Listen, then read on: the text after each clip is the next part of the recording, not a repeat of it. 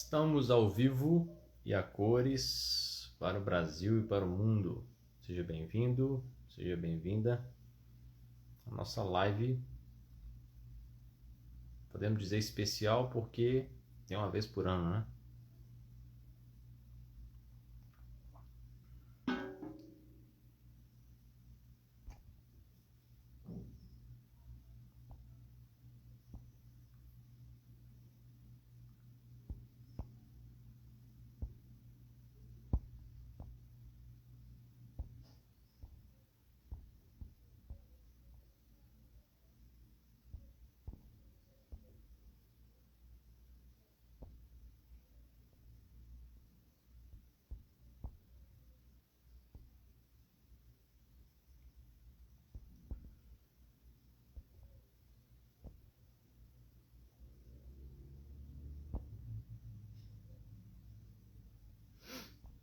Como é que vocês estão, gente? Não estou vendo vocês aqui porque eu estou mandando essa live para algumas pessoas. Eu quero que você faça a mesma coisa, tá bom?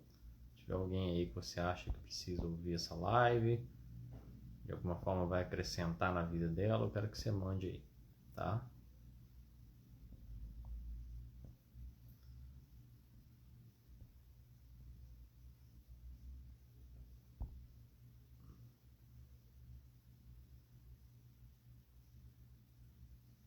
Deixa eu só compartilhar essa live aqui com... Vamos ver...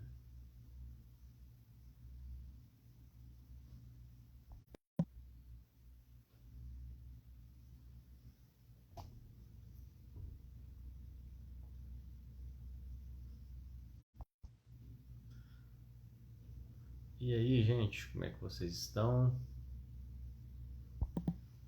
Amor, eu coloquei você administradora do grupo lá. Queria que você enviasse essa live pra galera aí, fazendo um favor. Lá no grupo. Tem como fazer isso?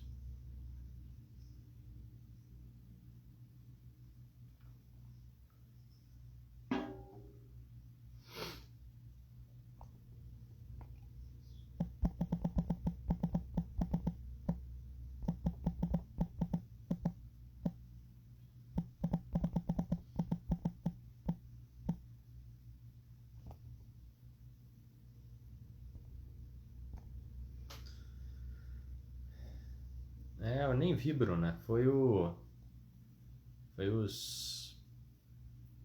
filtros.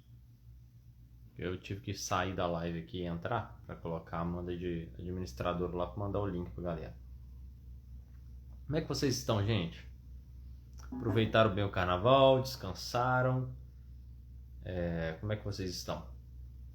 Queria que vocês me falassem aí como é que foi essa semana de vocês, né? Basicamente uma semana, né? Sexta-feira já tem gente parando, emenda com sábado e domingo, tem gente que consegue emendar segunda também, depois terça, e hoje, né? Algumas pessoas até meio-dia ou até no final do dia, tem gente que ainda tá de folga ainda, só volta amanhã. E aí, como é que tá pra vocês aí? Como é que vocês estão passando esse período de descanso?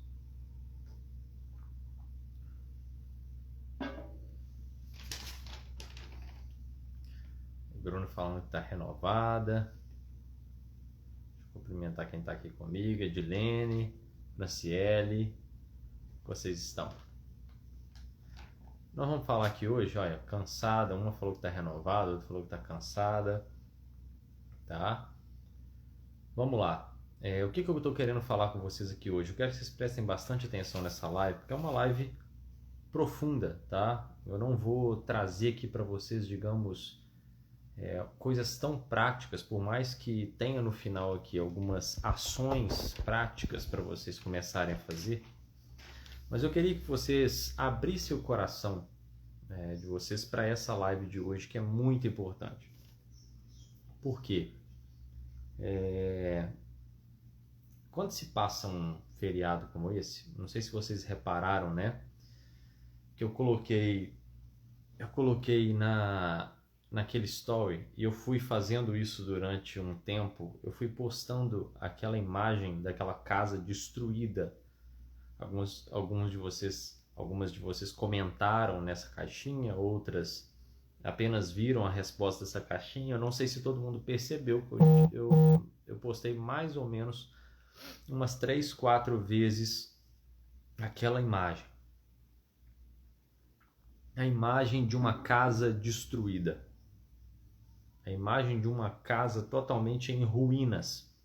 Vocês chegaram a ver essa imagem que eu postei no Story? E eu perguntei para vocês o seguinte no Story.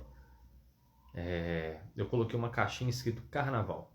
Eu já tinha postado essa casa de uma forma anterior, né? Mas talvez alguns de vocês viram só a imagem, passaram os olhos. E eu comecei a testar vocês de um olhar mais simbólico, um olhar um pouco mais poético da coisa. E eu sempre falo com vocês, quando eu posto uma caixinha, seja uma caixinha até com uma imagem engraçada de fundo ou um vídeo engraçado de fundo, sempre o título da caixinha e a imagem vai ter algum significado, mesmo que seja o significado cômico, tá? Talvez o significado seja não ter significado, mas esse é o significado da caixinha. Eu queria que vocês sempre percebessem isso e tivessem um olhar um pouco mais aberto diante a realidade. E eu postei, aí a Edilene falou escombros, né? Amanda, você inclusive deu até uma sensação ruim por aquela foto. A Amanda até me perguntou um dia, né? Estava aqui em casa e a Amanda falou assim, não, mas que imagem ruim, dá uma sensação ruim de ver. Eu falei, é justamente isso. É essa a intenção. E quando eu postei aquela caixinha Carnaval com aquela casa destruída, talvez muitos de vocês olhariam aquilo de uma forma diferente, né? Só que o que eu achei interessante foi que as 2 primeiras caixinhas que eu respondi, uma estava assim, eu não aguento mais, estou muito cansada, não tem mais pique para carnaval, né? O outro falando assim, outra pessoa falando assim, eu gosto mais de ficar em casa mesmo, eu não curto muito o carnaval não.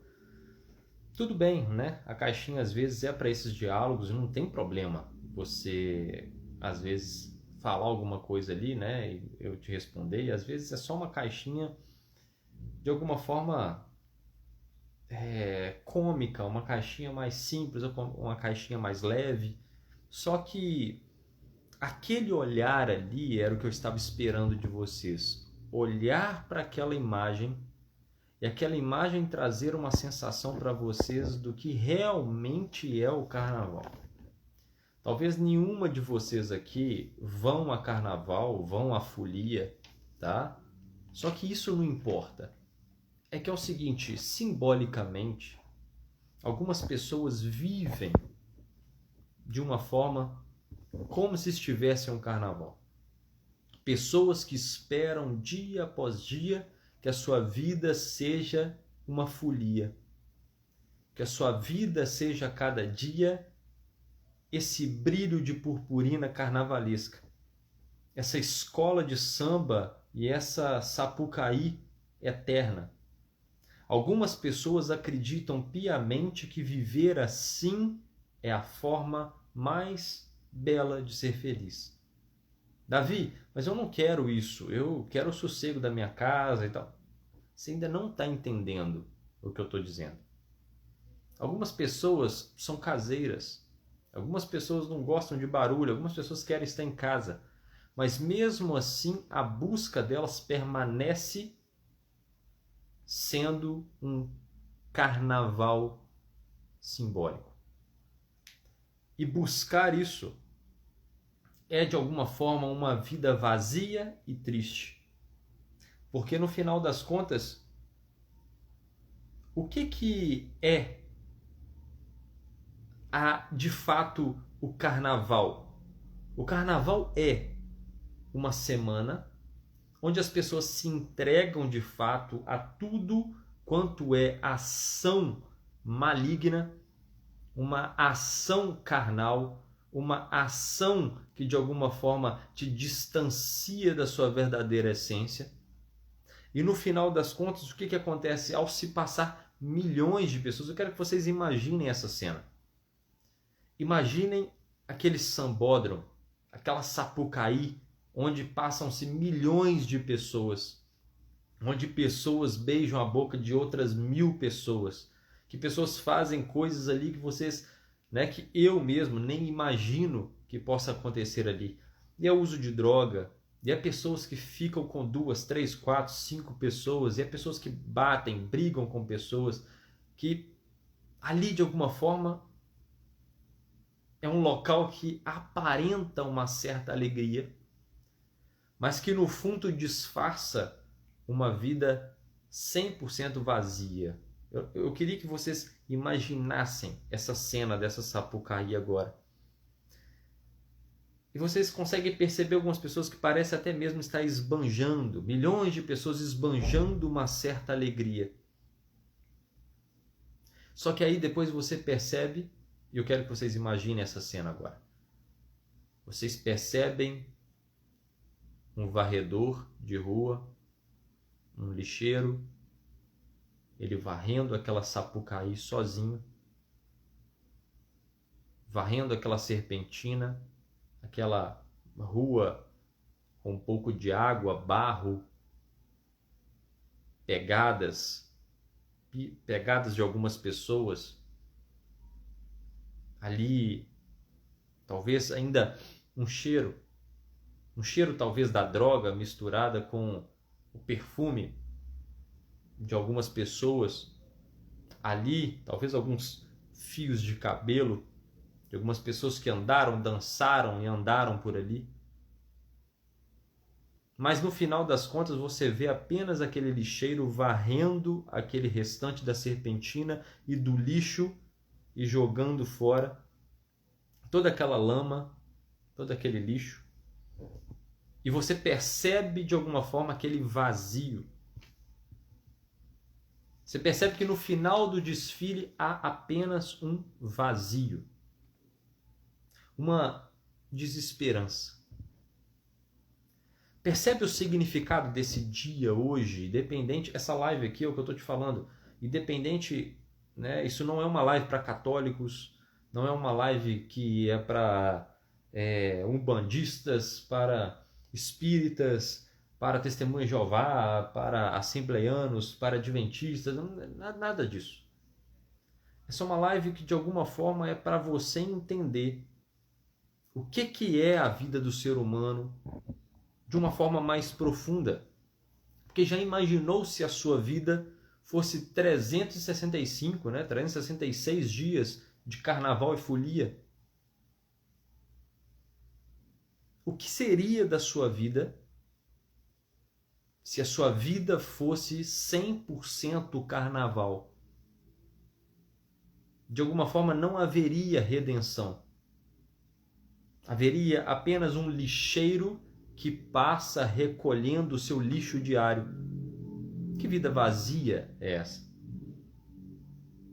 Alguém que simplesmente recolhe o seu lixo quando você chega à noite, em uma oração falsa, você diz: Deus perdoa os meus pecados, porque amanhã vou pecar novamente.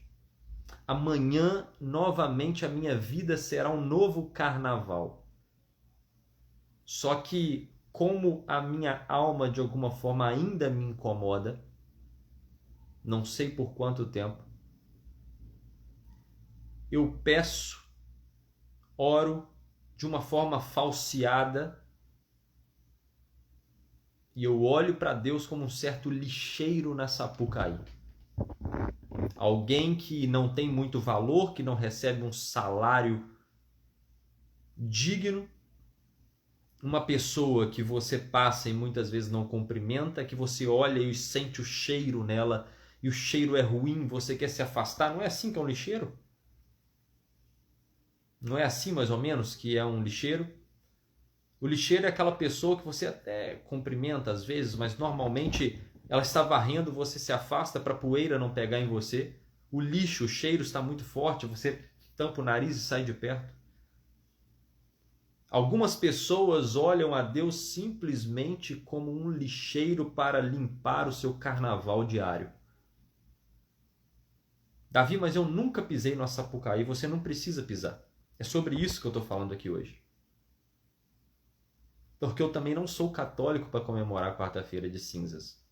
Mas há um significado simbólico aqui que é importante ressaltar.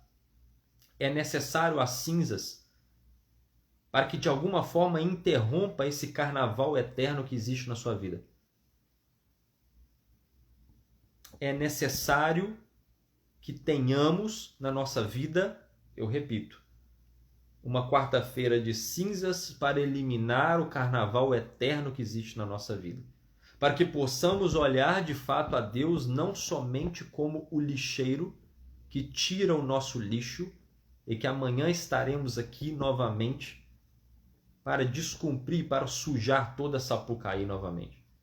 Porque é isso que a nossa vida tem sido, um carnaval eterno. E eu queria que vocês percebessem, vamos lá, vamos aprofundar mais isso aqui, tá? Vamos perceber mais isso aqui. É disso que eu estou falando, Cássia. É muito mais do que o carnaval que a gente conhece. Eu quero que vocês entendam e coloquem as coisas no lugar aqui. É quase que eu não estou falando sobre carnaval, não é que se é que vocês entendem. Estou falando de uma vida como um carnaval. De uma vida que todo dia está exposta a uma distração absurda. Repare o que é o carnaval. Você chega e você, ao mesmo tempo que se distrai, você tem medo de ser roubada, de apanhar, de ser estuprada, mas você está lá, no meio daquela distração. Eu estava conversando isso um dia desses com os meninos, quando a gente faz um estudo de quarta-feira à noite, as nossas reuniões com terapeutas, e a gente estava falando basicamente isso, que o ser humano é isso. O ser humano, ou não o ser humano, né? O ser humano disfuncional, ele está sempre dentro desse buraco. Do buraco do medo e do buraco da distração. E é aí que surgem as ansiedades, as depressões da vida. Por quê? Porque é uma vida que acha que vai durar num carnaval eterno, numa vida onde tudo é um carnaval eterno. E deixa eu te dizer, existem pessoas vivendo um carnaval de uma forma bem monótona, tá? Não acha que você, por ser uma pessoa caseira, por estar tranquilo, né? Por estar na sua casinha, e você tira e lava suas mãos e diz assim, eu não participo de carnaval. Você está fora do que eu estou dizendo aqui. Existem algumas pessoas que elas procuram para si um certo tipo de carnaval que vai ajudar de alguma forma a tapar os buracos da sua alma e não consegue. Percebam agora, vamos aprofundar aqui mais. Quando o carnaval acontece, eu quero que vocês percebam o objetivo, né? Eu não estou falando do objetivo católico, mas eu quero que vocês entendam a sequência, tá? Existe uma coisa que acontece, talvez a mais importante das comemorações do ano, não só para o cristianismo, mas para o mundo. Imagine a comemoração mais importante do mundo. Qual que vocês acham? Eu queria perguntar para vocês. Qual que vocês acham que é a comemoração mais importante do mundo?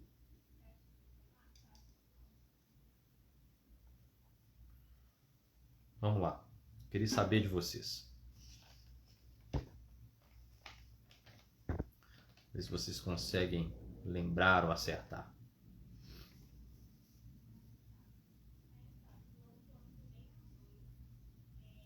Vamos lá, sem medo de errar, tá? Não vou brigar com ninguém aqui por ter errado. Mas qual é a data mais importante de comemoração para vocês? Qual é a data mais importante? Qual é a data mais importante? A Edilene já começou a falar, que a Bruna também falou. A data mais importante do mundo chama-se Páscoa, conhecida como Pessa. Por quê? Porque é uma festa judaica, tá? Essa é uma festa judaica, mas é uma festa de alguma forma mundial. O problema é a gente acreditar que as festas judaicas foram abolidas ou que ninguém mais deve comemorar as festas judaicas, sendo que a nossa fé é uma fé judaica, tá? Então existe Pessa. Olha que interessante. Quando o Pessa acontece? Queria que vocês imaginassem aqui. Nós temos, de alguma forma, 4 estações. Eu falo disso aqui sempre, é importante ressaltar e repetir. Nós temos primavera, verão, outono, inverno. Ah, mas no hemisfério sul acontece de uma forma diferente. Ao contrário, tudo bem, tá? Mas entenda que nós estamos no hemisfério norte. Existe uma transição muito importante, que é a transição do inverno para a primavera. Chama-se equinócio. O equinócio ele acontece mais ou menos no dia 22 de março. Então, lá para o dia 14, 13 de março, 14 de março mais ou menos, você consegue sentir uma sensação diferente. É como se as coisas começassem a brilhar novamente. É como se de alguma forma algo diferente começasse a acontecer. Um brilho. Como se de alguma forma um gelo estivesse derretendo. Como se de alguma forma ao gelo derreter surge uma planta, surge uma plantinha, surge um girassol. E você já começa a perceber que aquele frio ele vai dando abertura para o sol. E o sol, de alguma forma, ele se apresenta. Tanto que é aqui que inicia-se o zodíaco. É aqui que nascem os arianos. Por que os arianos eles são chamados, por exemplo, de pessoas que não têm freio, de pessoas que agem por impulso? É porque, na verdade, o sol em Áries é esse sol da cabra montesa. Por isso que existe aquele símbolo de Áries, que é uma cabra que desbrava, é uma cabra que pula os montes, é uma cabra que vai para frente. Esse é o Sol em Áries. Ele, de alguma forma, ele termina o ciclo do zodíaco, mas ele reinicia. Como sempre reiniciou, nos dando uma sensação de que ainda há esperança, de que novamente você tem uma oportunidade. Porque quando você fecha o zodíaco, o último do zodíaco chama-se Peixes. Peixes, de alguma forma, ele já é, eu expliquei isso dentro da comunidade Mulher Virtuosa, Peixes é um signo mutável. O signo mutável é aquele que, de alguma forma, ele retorna. Então, Peixes, ao mesmo tempo, ele tem significado de água. Ele tem o símbolo da água. Então, ele é uma água no inverno, ele é uma água gelada, mas, ao mesmo tempo, ele é uma água que retorna. Essa água que retorna, olha para você ver, isso não é o estado natural da água. O estado natural da água é manter-se. Mas a água em Peixes, ela já retorna. É uma água meio mística. Já viu uma água quando ela está borbulhando, quando ela está, de alguma forma, quase quente pela primavera, ou de alguma forma ela já está mutável, retornando? É como aquele caldeirão da bruxa, Não sei que vocês já viram aí nos filmes, desenhos animados. Essa é a sensação um pouco estranha de Peixes. É de alguma forma, ao final, as coisas estão entrando no eixo, as coisas já estão finalizando. Há um certo medo, mas ao mesmo tempo uma esperança de que será que vou ter uma nova oportunidade ou não, acabou as oportunidades. Peixe, ao mesmo tempo que você olha que ele é símbolo de vida, você também olha o peixe e acha assim, será que esse peixe está vivo ou está morto? Tanto que a gente brincava aqui na minha cidade, é um olho de peixe morto. Que é o quê? Você não sabe se o peixe está vivo ou está morto. Há essa certa sensação no final do zodíaco. Aquilo meio místico. Eu sou uma água, mas eu já não sou uma água daqui. Eu sou uma água que transcende. Eu não sei o que vai me acontecer, mas ainda há uma esperança e aí você ultrapassa e reinicia o ciclo, voltando e sentindo a abertura da primavera novamente. Isso é muito lindo, porque é o seguinte, novamente há uma esperança. E quando há essa esperança na primavera, quando abre a primavera, na primeira lua cheia, né? Eu não sei se vocês de alguma forma entendem isso, mas assim, os ciclos, né? Os ciclos da Lua, né? A Lua tem 4 fases, como eu já sempre falo com vocês, que o 4 tipifica essa noção material, né? Por exemplo, os 4 elementos, né? As 4 fases, né? As 4 estações. Você tem também, né, de alguma forma, essa mesma abertura nas fases da Lua, que é o seguinte: você tem a Lua cheia, nova, minguante, crescente, não é assim? E nessa primeira Lua cheia, você tem a festa de Pessa, que nesse ano vai ser comemorado, né, para os judeus, no dia 5 ou 6 de abril, digamos assim. Só que como é um calendário lunar, o calendário deles não é solar, isso tem um significado de ser, tá? Porque é justamente um dos grandes significados maravilhosos disso, é que o calendário judaico é um calendário lunar, porque a lua, de alguma forma, ela por mais que se mantém sempre nos 4 ciclos, mas ela sempre muda.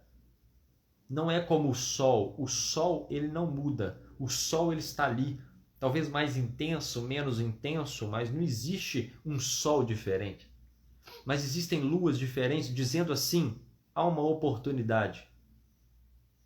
Há uma oportunidade de mudar. Há ainda uma forma diferente de acontecer. Então, os judeus eles comemoram uma festa lunar, e é por isso que quando vira-se a noite, vira o dia. Por isso que eu estou falando do dia 5 de abril aqui, mas na verdade já vai ser 6 de abril para eles, a lua cheia, e aí eles comemoram Pessa. E é uma coisa linda, né? Porque de alguma forma é essa abertura, se vocês pararem para perceber como Pessa é linda, Pessa basicamente ela vai dizer esse significado. O significado da famosa quarta-feira de cinzas, que de alguma forma os católicos comemoram. Cinzas está dizendo o seguinte: há, de alguma forma, um contato com a morte. De alguma forma, há esperança para aquele que, de alguma forma, cedeu à carne, cedeu ao pecado, cedeu à distração, cedeu ao mal, mas ainda há uma esperança. Mas essa esperança de chegar até Pessa passa pelas cinzas. Passa por essa visão da morte. Passa por entender o seguinte: eu sou uma pessoa que vou morrer. Isso não é para ser triste, isso é para ser uma esperança. Porque aquele que se entristece é como aquele final do zodíaco, é como peixes. Se eu me entristeço porque já estou no final, é tudo muito sombrio, ao mesmo tempo há uma esperança, uma nova oportunidade.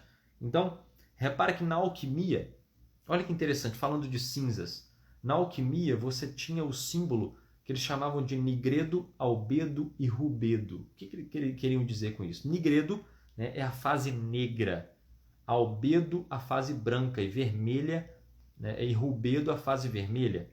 Nigredo era aquela fase onde tudo estava escuro, tudo estava sem esperança. É a fase que simbolizava o carvão, né? Depois você tinha a segunda fase, que era a fase albedo, que é a fase branca, é onde você tem um insight, é onde tudo de alguma forma se abre para você. E rubedo já é a fase vermelha, é a fase da criatividade. Aqui na fase nigredo você tinha o carvão. Aqui você já tinha um diamante na fase albedo. E na fase vermelha você já tinha um diamante lapidado. Isso é muito bonito. Na alquimia eles olhavam isso. Você olhava algo sem valor, que digamos assim é o carvão. Você olhava também algo de muito valor, que é o diamante. Você também percebe que se esse carvão ele for no fogo, ele se torna cinza. E eu não sei se vocês sabem, mas cinza serve para adubar.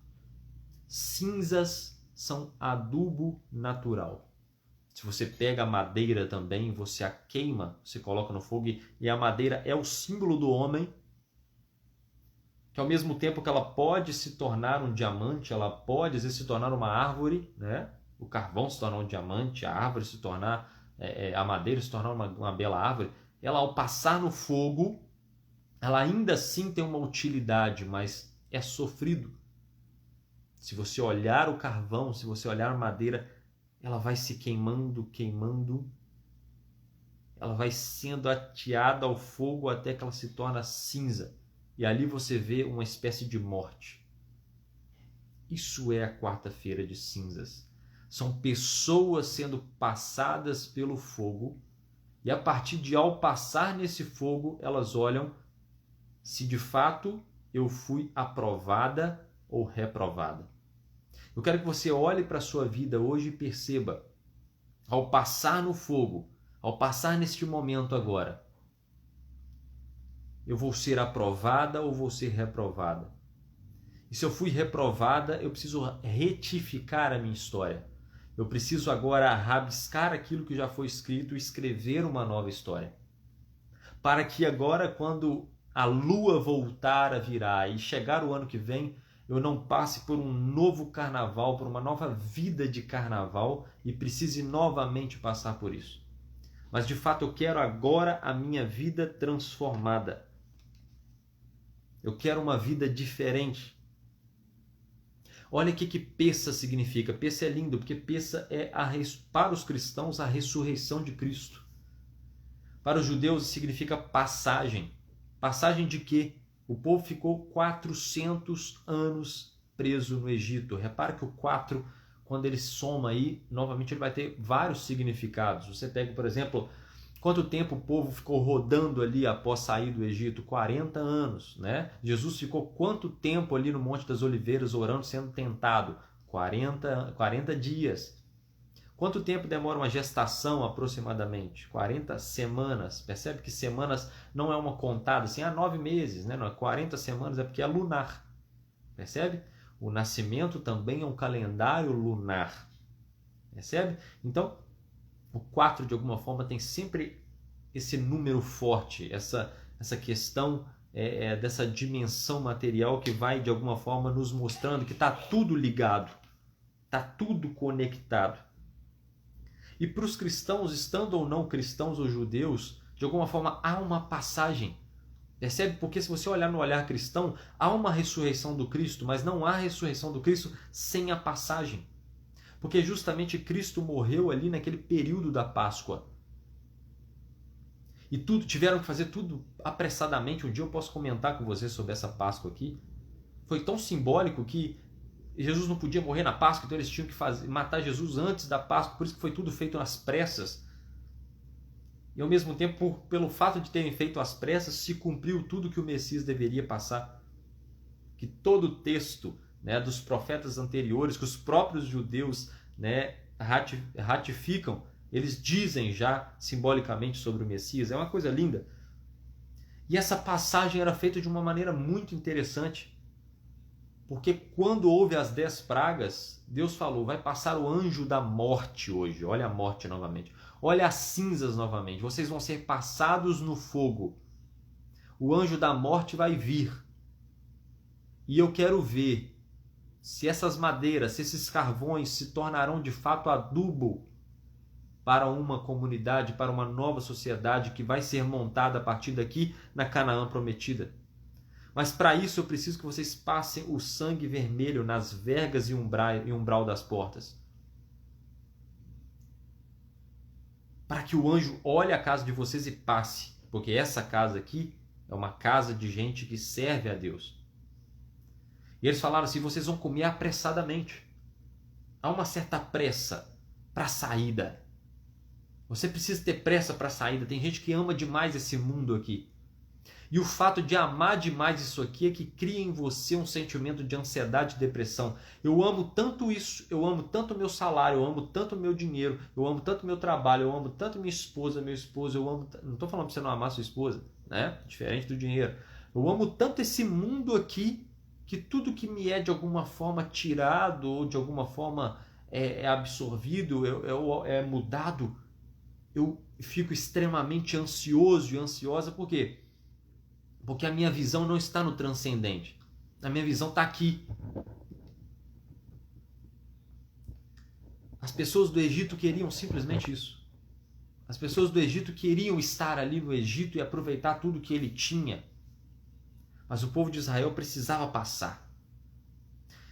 E quando aquela morte chega e o filho de Faraó morre, e o coração dele abre e ele fala, vai todo mundo embora. Ele já sabia que o coração de Faraó seria endurecido e Deus fala com eles, comam apressadamente o quê? Um cordeiro assado. O cordeiro já tipificava o Cristo. E assado é porque ele não podia ser frito, ele tinha que ser passado no fogo. Olha o símbolo aí novamente. Cristo é esse cordeiro sem mácula. Lembra quando tinha que fazer um sacrifício lá no Velho Testamento?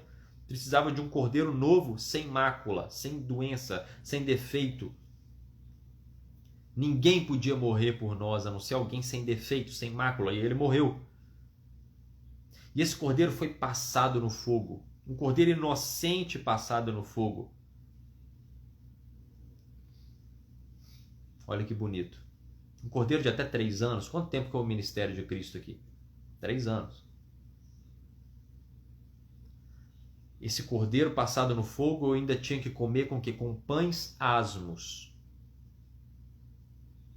O pão ázimo, na última ceia, olha que bonito isso aqui. Na última ceia, Cristo corta o pão e o primeiro pedaço que ele tira, ele fala assim, ó, este é o meu corpo que é partido por vós. Quer dizer, eu estou indo, né, eu sou o cordeiro levado ao fogo. E ele molha o pão no vinho. E tinha uma tradição judaica que era o seguinte, quando alguém molha o pão no vinho, ele dá para a pessoa que ele mais ama. Um tempo atrás, alguns minutos atrás, ele tinha falado assim, alguém de vocês na mesa aqui vai me trair. Pensa naquele climão. Todo mundo assim, eita. Será que é você? Será que é você? Tá. Ficaram ali cochichando, um negócio bem estranho. Ficou uma sensação muito ruim ali.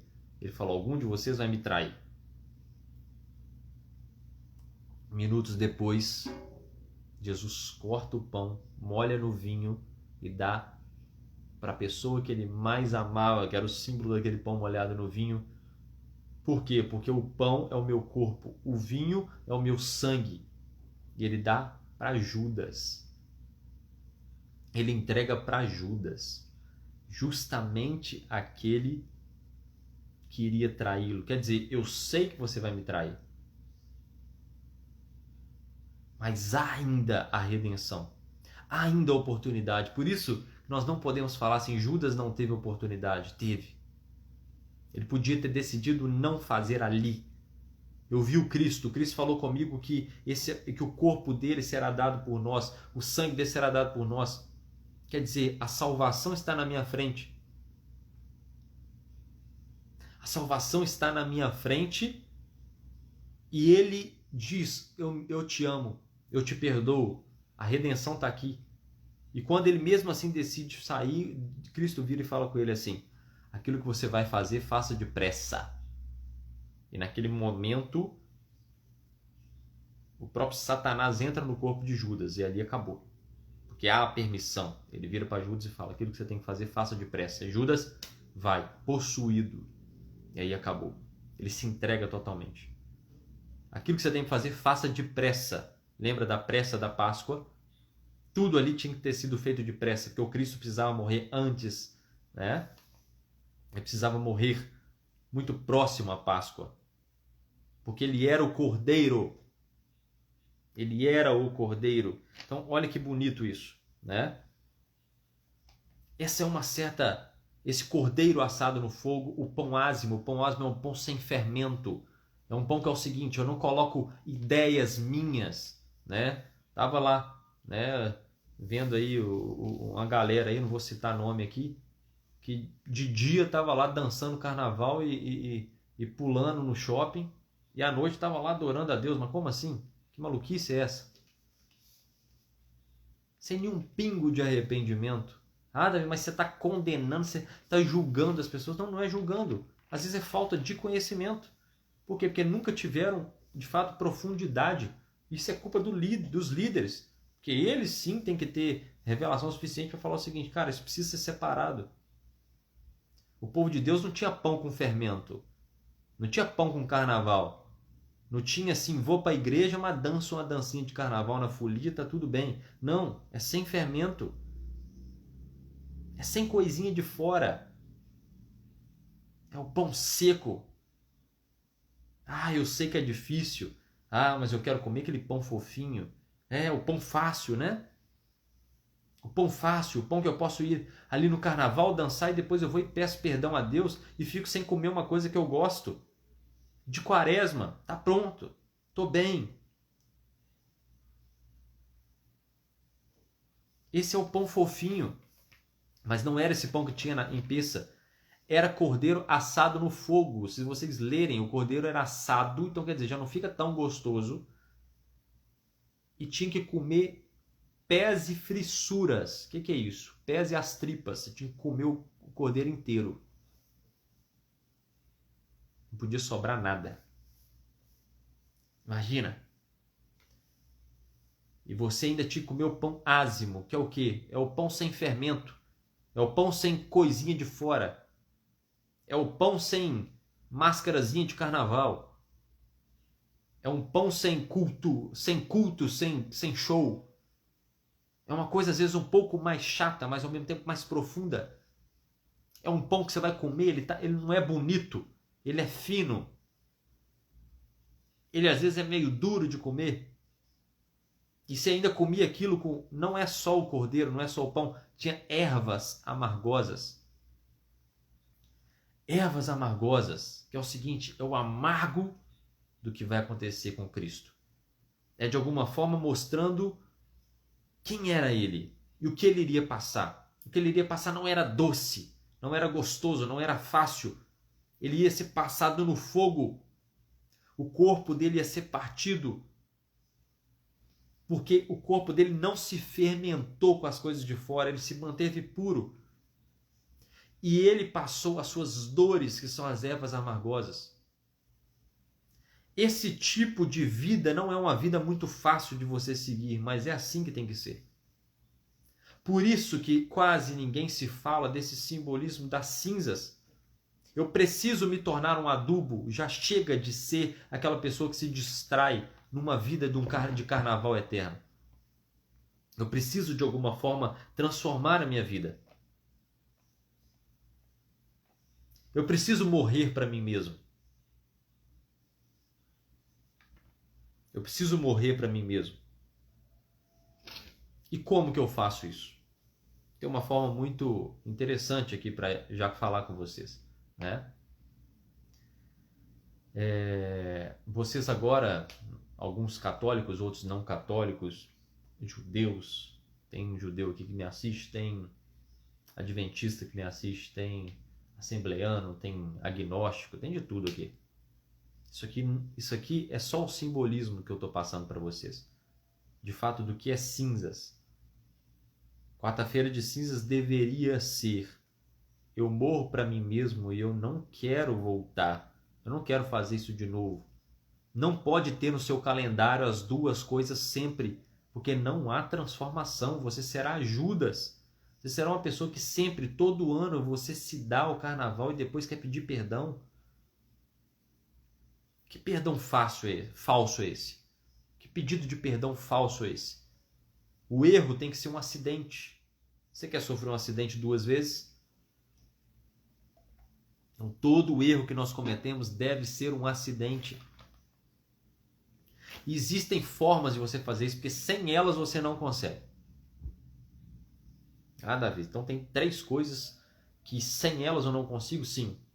Sem essas 3 coisas você não consegue. Você vai voltar a viver uma vida de distração no carnaval que essa vida é. Nesse carnaval de ansiedade, nesse carnaval de depressão, nesse carnaval de amor ao dinheiro, nesse carnaval de egoísmo, nesse carnaval de glutonaria, nesse carnaval de ira sem fim.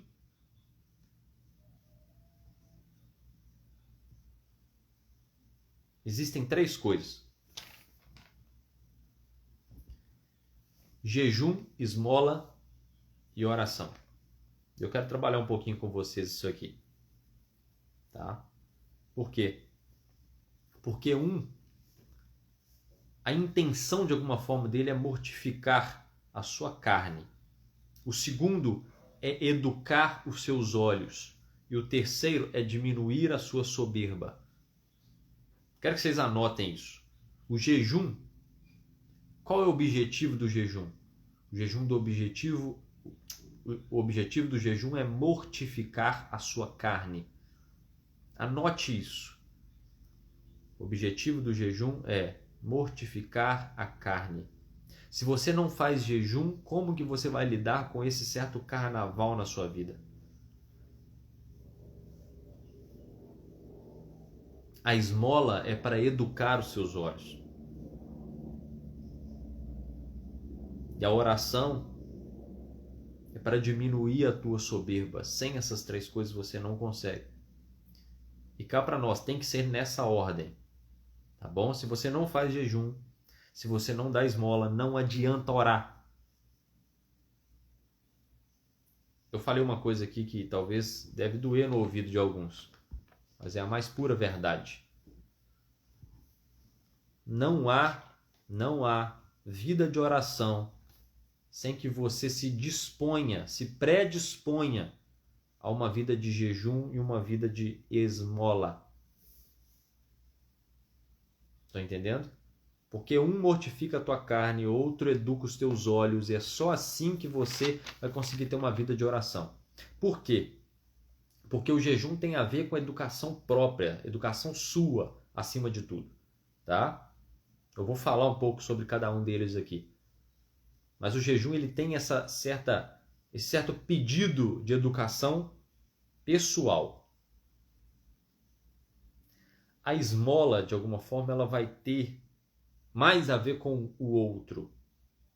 Tá? É o que a gente confunde com a caridade.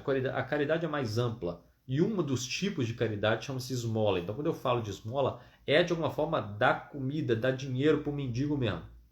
Tá entendendo? Isso é esmola. Tá? É dar dinheiro para o mendigo. Nem a comida, dar dinheiro. Vou falar sobre isso aqui.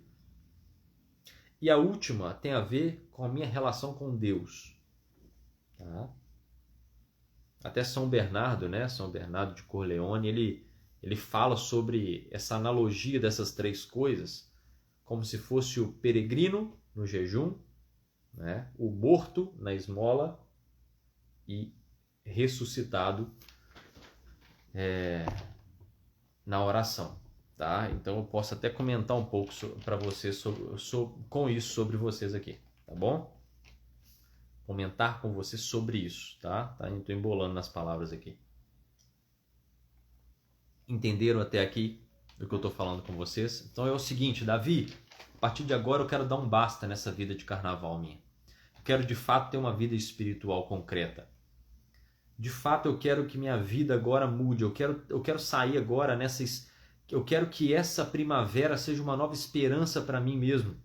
Eu quero que essa abertura de mundo, essa nova oportunidade que eu estou ganhando, essa nova lua cheia, essa nova passagem, essa nova peça, essa nova Páscoa, que seja de fato uma nova mudança, que eu me torne de fato essas cinzas, mas que não seja uma cinza morta, mas que eu ultrapasse esse inverno, que eu chegue nessa primavera e eu me torne esse adubo natural para que eu transforme outras pessoas, percebe? É para isso que serve a cinza, ou ela não serve para nada.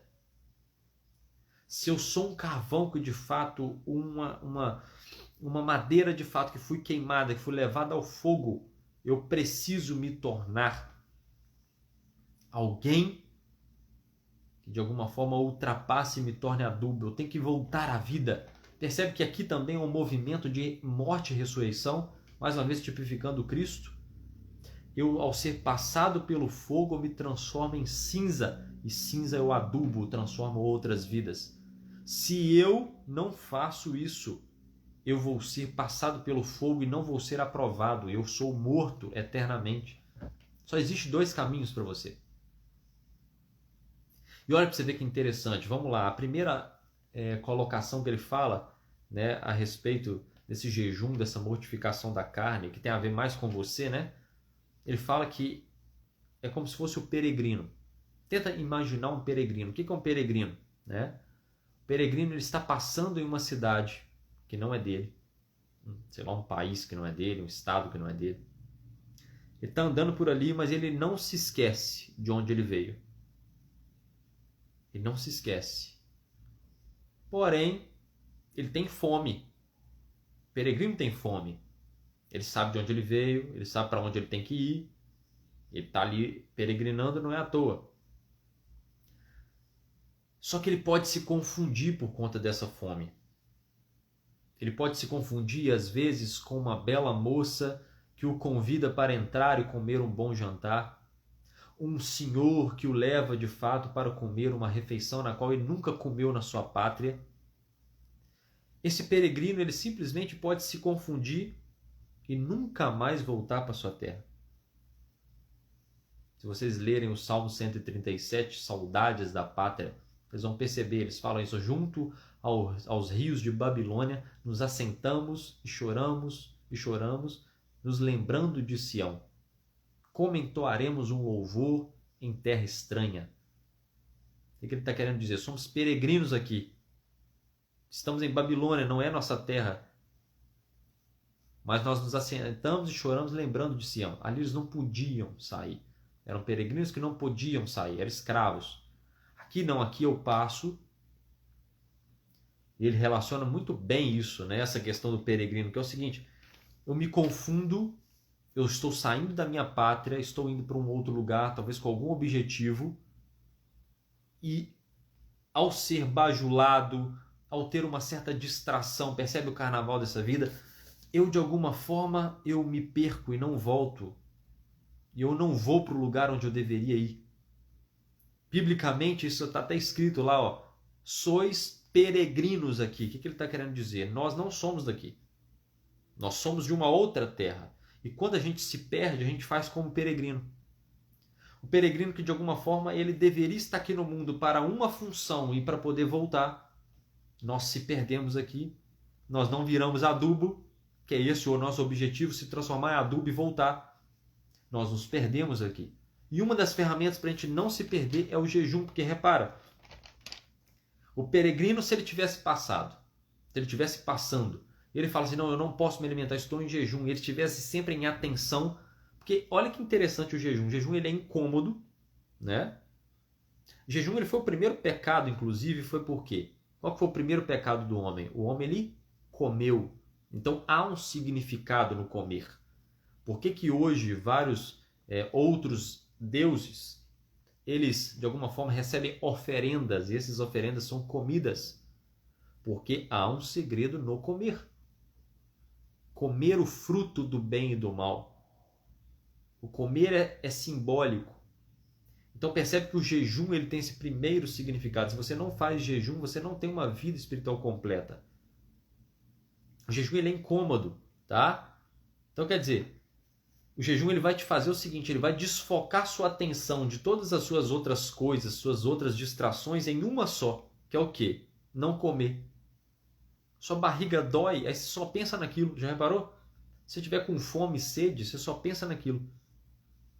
Esse trabalho de jejum, que não precisa ser todo dia, mas precisa ser um trabalho que você precisa fazer. Ah, se você vai fazer uma vez por semana, se vai fazer uma vez por mês, não importa. Mas é importante que você agora, nessa nova fase, nesse novo ciclo que se inicia, eu já quero te convidar a isso. Hoje é um dia para você iniciar de uma maneira diferente, porque a primavera já está vindo aí, estamos nesse fim de inverno. Eu sei que tem muita gente cansada aí, tá? Isso tem até um significado simbólico, tá? Astrológico, inclusive, nisso. Tem muita gente cansada aí, tem muita gente exausta, não dá vontade muito de levantar da cama, não é isso? Não dá vontade muito de fazer muita coisa, aquele desânimo, às vezes um pouco de tristeza. Isso tem alguma relação astrológica, que é esse certo fim do inverno. Vocês vão perceber mais ou menos que ali para o dia 14 de março, é como se esse gelo começasse a derreter e você começasse a ver uma ponta de esperança, que é novamente essa primavera voltando. E eu quero te convidar a trabalhar isso, a provocar esse certo incômodo em você. Ah, Davi, mas eu não consigo ficar sem comer. Então você também não tem vida espiritual, porque você não consegue educar o próprio corpo. Percebe? Olha para você ver, o jejum, às vezes você fica ali mais atento.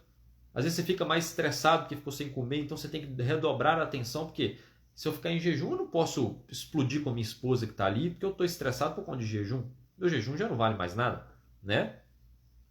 Então, o jejum você sabe que vai ter fome, tá? E você sabe também que você não pode ser dominado. E olha para você ver. Dominado pelo quê? Dominado pelo baixo ventre. Né? Que é o que é o baixo ventre? É a genitália e o estômago. O jejum é para educar isso de alguma forma, né? Então, se eu não consigo deixar de comer algo, e aí eu entendo, né, o que os católicos fazem, às vezes é tirar uma coisa como penitência, tirar uma comida ou outra, só que não adianta, no próximo carnaval estão fazendo a mesma besteira, né? Esse que é o problema.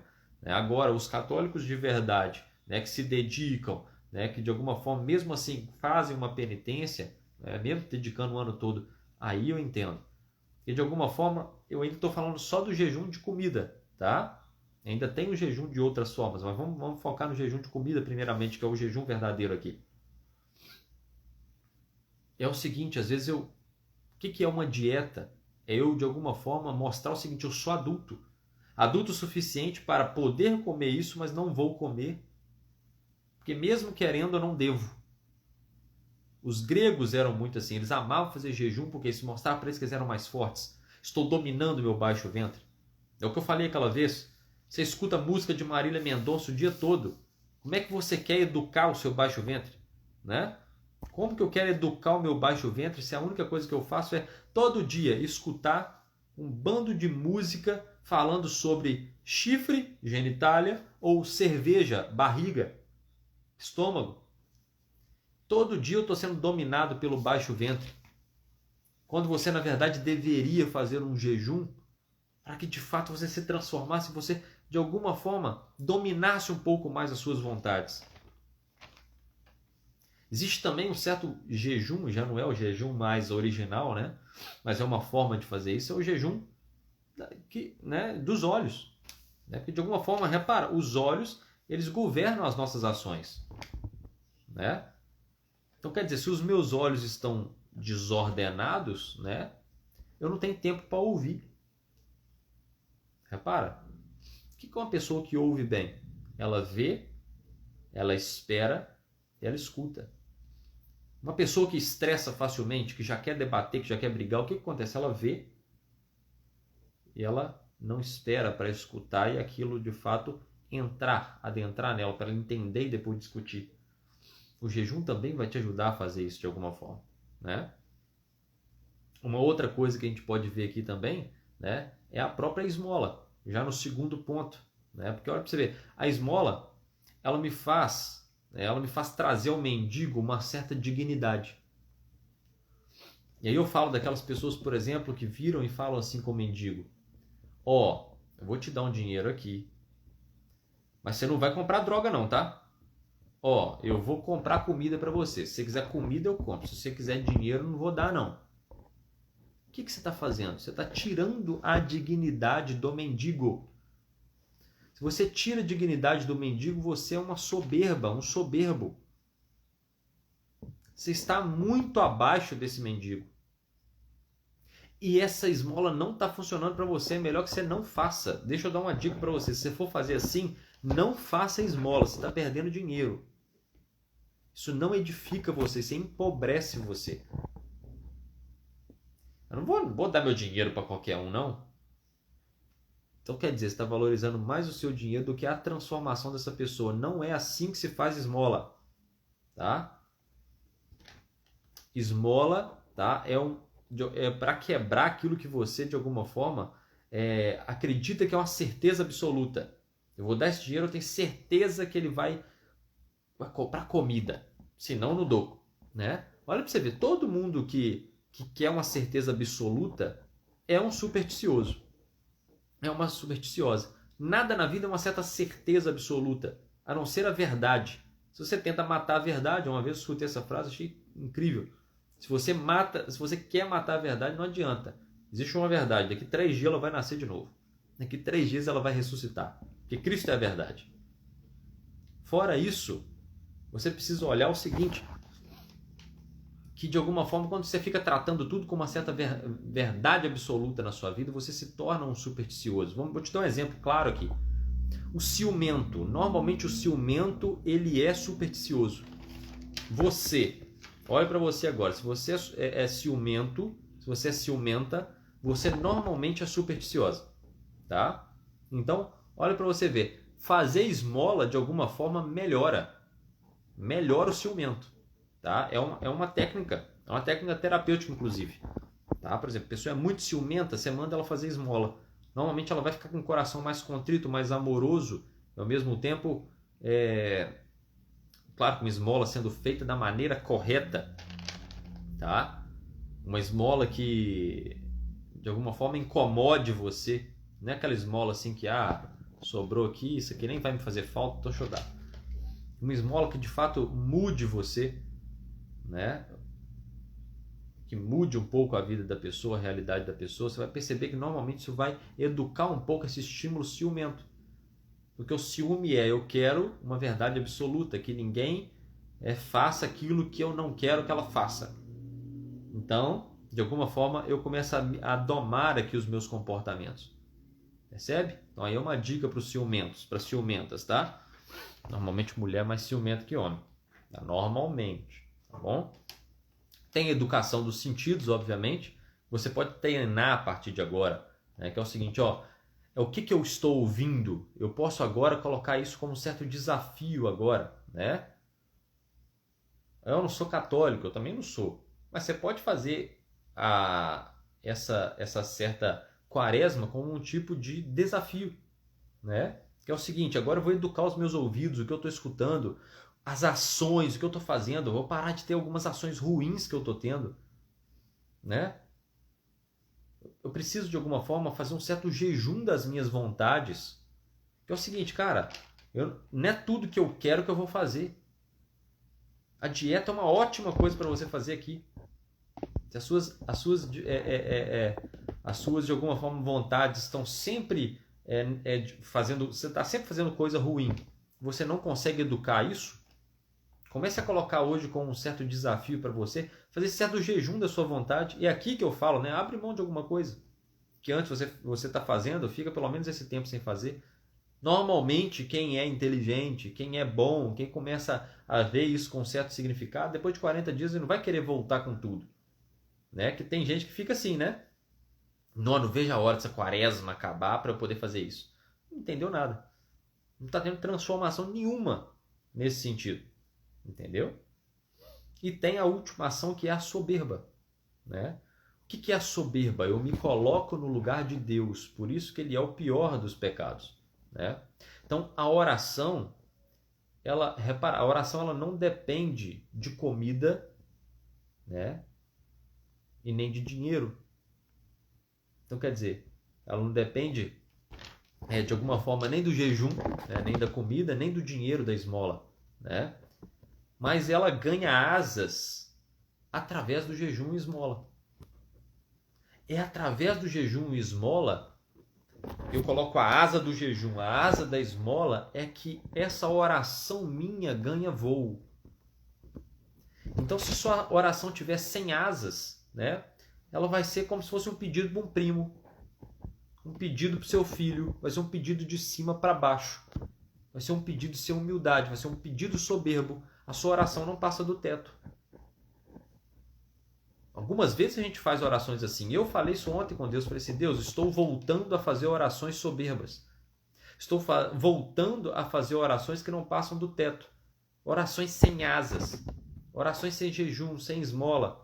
Não quer dizer que eu não faço, mas estou falando assim, eu senti que a oração estava mecânica.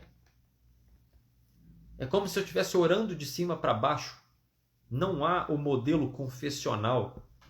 Eu preciso dessas asas para que a minha oração alce voo, que é o jejum e que é a esmola. Então comece a colocar isso na sua vida hoje. Você precisa se tornar cinza, que se torne adubo para as outras pessoas.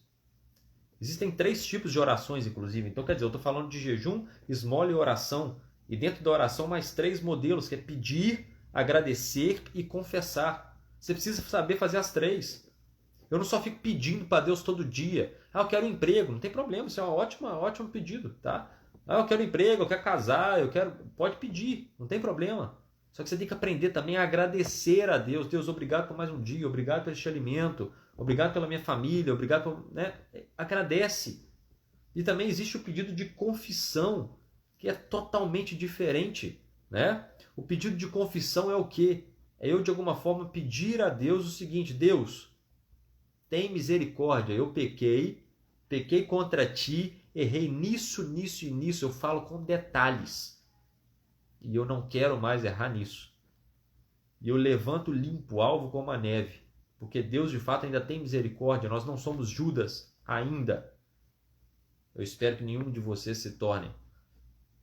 Então, é essa forma que vocês precisam fazer. Olha para você ver. Aí ele fala do peregrino, né? O peregrino, eu faço jejum, eu sou peregrino.